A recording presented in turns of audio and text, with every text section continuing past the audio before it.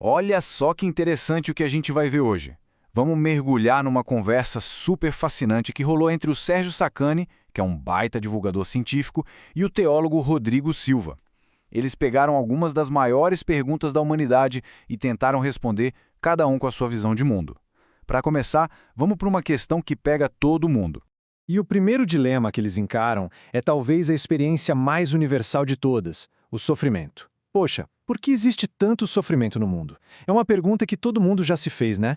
Num mundo que parece ter tanta coisa boa, por que a dor e a dificuldade estão sempre por perto? Bem, para tentar responder essa pergunta tão complexa, surgem duas linhas de pensamento, sabe? Duas formas bem diferentes de enxergar por que as coisas ruins acontecem. Olha só que contraste. De um lado, tem a ideia da reencarnação. Nela, o sofrimento é quase como uma dívida cósmica, sabe? É como se a alma precisasse pagar por erros de vidas passadas para poder evoluir. Já do outro lado, na perspectiva bíblica, o sofrimento é visto como uma anomalia, uma coisa que não deveria estar aqui. É um problema temporário, quase um bug no sistema do mundo, que tem uma promessa de que vai ser resolvido. E para ilustrar essa segunda visão, o Rodrigo Silva conta uma história muito boa. Pensa num menino lendo um gibi do Capitão América.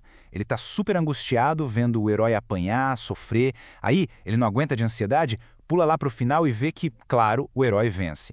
Quando ele volta a ler o meio da história, tudo muda. Aquele sofrimento todo ganha um novo sentido, porque ele já sabe o final feliz. A ideia aqui é que a Bíblia funcionaria como essa última página, dando a certeza da vitória final e ajudando a gente a passar pelas dificuldades do agora. Beleza, agora a gente sai um pouco do campo filosófico do sofrimento e entra numa outra discussão. Como a gente interpreta o mundo físico à nossa volta? E aqui o debate esquenta, especialmente quando entram em cena teorias como a da Terra plana. E aqui o Sérgio Sacani já começa com um ponto que é crucial para entender a coisa toda. A teoria moderna da Terra plana, segundo ele, não é uma teoria científica. A raiz dela é uma interpretação religiosa. Nessa visão, a Terra não é só mais um planeta girando por aí, não. Ela é um reino do Criador, algo totalmente especial e diferente de Marte, Júpiter ou qualquer outro corpo celeste. E como seria esse modelo? Bom, a proposta é uma cosmologia completamente diferente da que a gente conhece. A Terra seria um disco plano. A Antártica não é um continente, é uma parede de gelo gigante na borda de tudo. E em cima, cobrindo o céu, existiria um domo físico, um firmamento. Até a gravidade, como a gente entende, é descartada. As coisas não caem por causa da gravidade, mas sim porque são mais densas.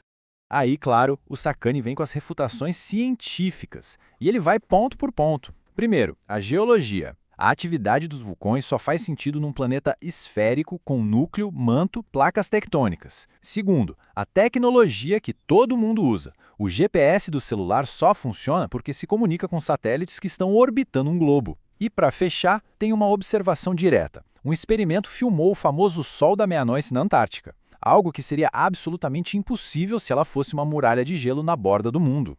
E essa discussão toda leva a gente direto para a resposta do Rodrigo Silva, que é bem interessante. Ele diz que o problema todo vem de ler literalmente passagens que são, na verdade, figuras de linguagem.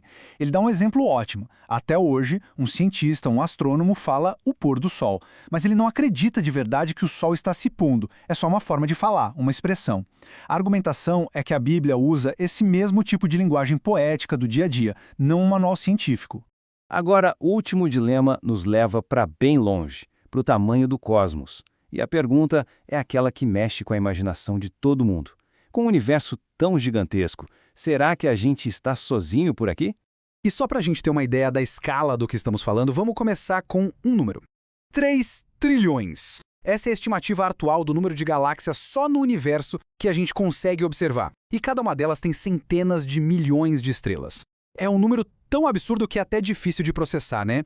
Aí se pensa, bom, com tanto lugar assim, deve ter vida para todo lado. Mas calma, o Sacani argumenta que, na verdade, é o contrário. As condições para surgir vida, e principalmente vida inteligente, são tão, mas tão raras que ele chama de uma maratona de improbabilidades.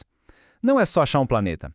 Precisa ser a estrela certa, o planeta certo, ter a lua certa para estabilizar tudo, a geologia certa funcionando. E talvez o mais raro de tudo, precisa de um período gigantesco de paz, sem um meteoro gigante ou uma explosão estelar para acabar com a brincadeira. Então, juntando todas essas variáveis, a conclusão do Sacani é direta. Para ele, a humanidade é um resultado do acaso, um acidente cósmico único. A crença dele, baseada nesses dados todos, é que as chances de essa combinação maluca de fatores acontecer de novo em outro lugar do universo são, assim, praticamente zero. E aqui que a conversa fica mais curiosa ainda, porque as duas visões meio que chegam num ponto em comum, mas por caminhos diferentes. O ceticismo científico, olhando para as probabilidades, acha que vida inteligente é algo raríssimo. Já a perspectiva teológica, que se foca na história única da Terra, por outro lado, já até fala de outras inteligências não humanas, como os anjos, por exemplo. E no final das contas, o grande saldo dessa conversa toda talvez não seja decidir quem está certo ou quem está errado. O mais valioso, parece, é perceber como essas perguntas gigantescas podem ser vistas por ângulos tão diferentes. Olhar pela lente da fé e pela lente da evidência acaba enriquecendo muito a nossa própria compreensão do mundo. Isso tudo deixa uma reflexão para a gente pensar, né? Será que a fé e a ciência estão, no fundo, fazendo as mesmas perguntas, só que usando idiomas diferentes? Ou será que são tradições que nunca vão se encontrar? Fica aí a questão, são caminhos opostos ou apenas estradas diferentes que tentam nos levar a entender o mesmo grande mistério? Qual é o nosso lugar no universo?